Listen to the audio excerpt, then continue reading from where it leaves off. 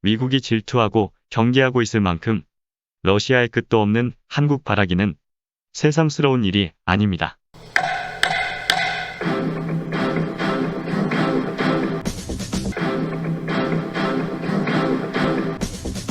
러시아의 끝도 없는 한국 바라기에도 한국은 러시아의 숙적 미국을 소중한 동맹이라 여기고 있습니다. 한국의 한결같은 모습을 미국은 감사해야 합니다. 있을 때 잘해야 할 것입니다. 러시아는 대체 왜 그러는 것일까요? 세계 경제 9위, 세계 5위 공업국이자 수출액 기준 7위, 교역 규모 9위인 한국이란 나라. 러시아에서 한국은 어떤 존재일까요? 88 올림픽 때 진영 간 화해 분위기가 무르익고 소련 연방의 경제 위기는 연방 붕괴를 가져왔습니다. 냉전의 상징이던 독일이 통일하고 냉전 시대가 막을 내리게 되었습니다. 군인 출신이며 쿠데타의 주역이긴 하지만 세계 시류를 읽는 눈이 뛰어났던 노태우 정권은 국방정책을 천명하고 러시아와 1990년, 중국과 1993년 수교하게 됩니다. 소련은 러시아로 나라 이름을 바꿉니다. 자력으로 경제를 일으킬 능력이 없었습니다. 시장 경제에 대한 경험 부족과 만연한 부패는 자원과 기술, 식량에서 독일과 미국에 뒤지지 않았지만 이를 제대로 국가 산업 발전에 적용하지 못했습니다. 러시아는 수교한 대한민국에 차관을 요청하고 한국은 1999년까지 모두 돌려받기로 하고 1991년 러시아에 차관을 제공합니다.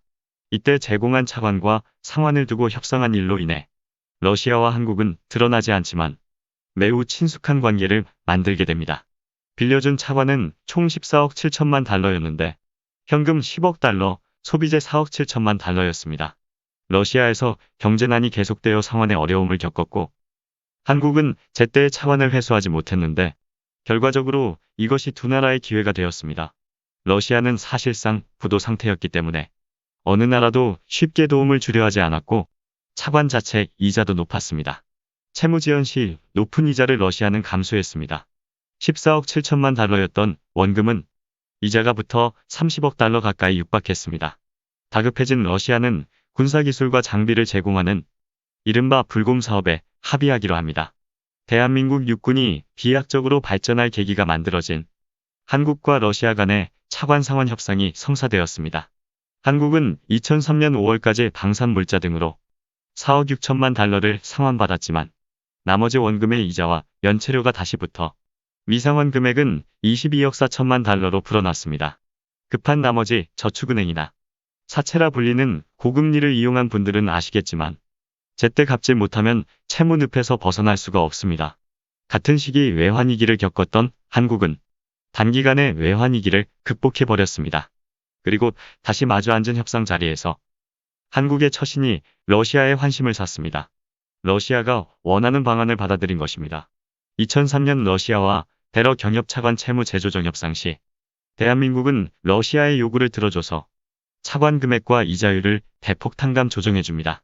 경협 차관 원금과 이자 22억 4천만 달러 중 6억 6천만 달러는 탕감해주고 나머지 15억 8천만 달러는 앞으로 23년 동안 그러니까 2026년까지 현금으로 나누어 상환받기로 양측은 합의했습니다. 리먼 브러더스를 시작으로 금융위기가 세계를 강타하고 러시아 경제는 또다시 극심한 타격을 받습니다. 2013년 11월에 푸틴이 방한합니다. 박근혜 정부는 러시아와 다시 협상을 하게 되는데 우리 국방이 한 단계 도약할 기회를 박근혜 정부는 걷어차 버립니다. 2013년 11월 한러 정상회담에서 러시아 경협 차관 상환 문제를 의제로 다루었고 3차 불곰 사업을 논의했습니다.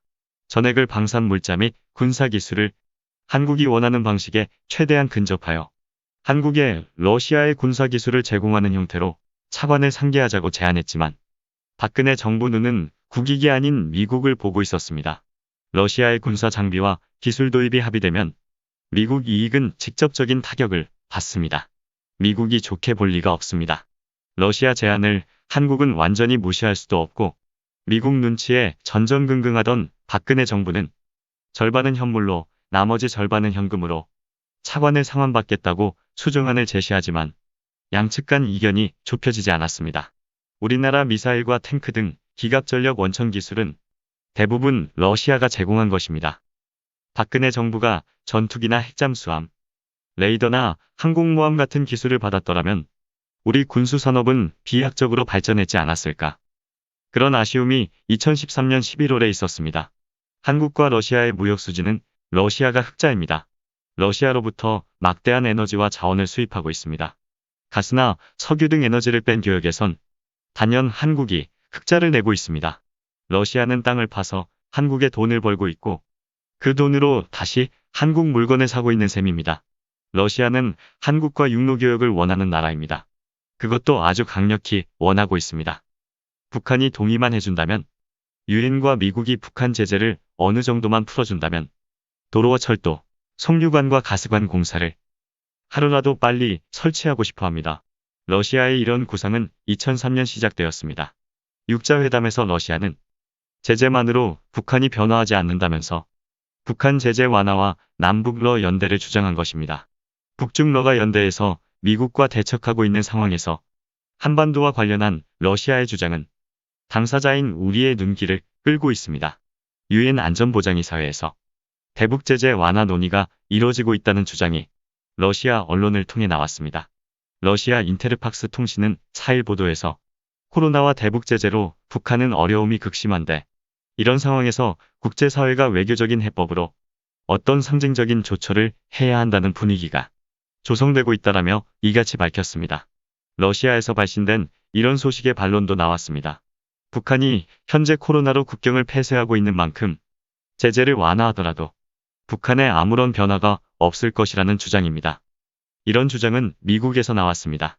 러시아의 주장은 국경의 개폐 여부나 개방 여부를 북한이 결정하도록 여건을 만들어주고 국제사회의 제안에 따라 북핵 해결을 위해 협상장에 나오게 하자는 것입니다.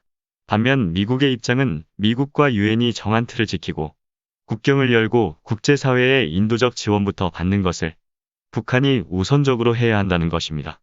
북한에 선택권을 주어선 안 된다는 이야기입니다. 인테르팍스 통신은 이 같은 북한 문제가 여전히 미국 측의 반대에 직면해 있다고 지적했습니다. 안보리 상임이사국인 러시아와 중국은 북한 비핵화를 유도하기 위해 줄곧 부분적으로 대북 제재를 완화해야 한다고 일관되게 주장을 펴왔습니다. 중국과 러시아 주장이 관철되면 중국과 러시아는 어떤 이익이 있을까요?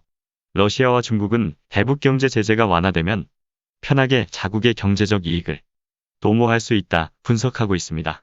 대북 제재 완화의 핵심을 한국과의 육로교역으로 이해하고 있기 때문입니다. 또 다른 목적도 분명히 보입니다.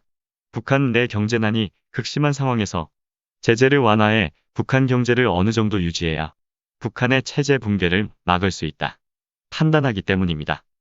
대량의 북한 난민이 발생하는 것도 달갑지 않고 한반도 상황이 예측하기 어려워지는 것도 중국과 러시아는 원하지 않습니다.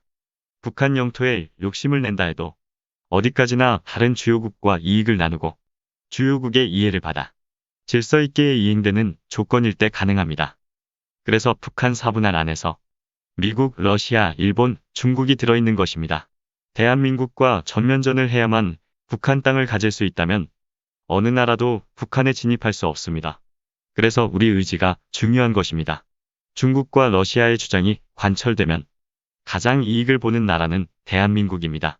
북한과 협상 여부에 따라 북한 전역을 경제 영향권에 편입시킬 계기가 마련되고 중국, 러시아 자본이 연계된 기반시설 덕에 북한의 일방적 단절 위험도 사라지게 되고 군사적 마찰 또한 급속히 축소될 것입니다. 이런 결과로 얻어지는 대한민국 이익은 천문학적인 금액이 될 것입니다. 서독이 동독을 품에 안은 것처럼 남한이 북한을 자연스럽게 품에 안을 기회로 그렇게 다가오기도 할 것입니다. 1부는 여기까지입니다. 러시아는 왜 그러는 것인가? 2부에서 뵙겠습니다. 오늘 영상은 여기까지입니다. 고맙습니다.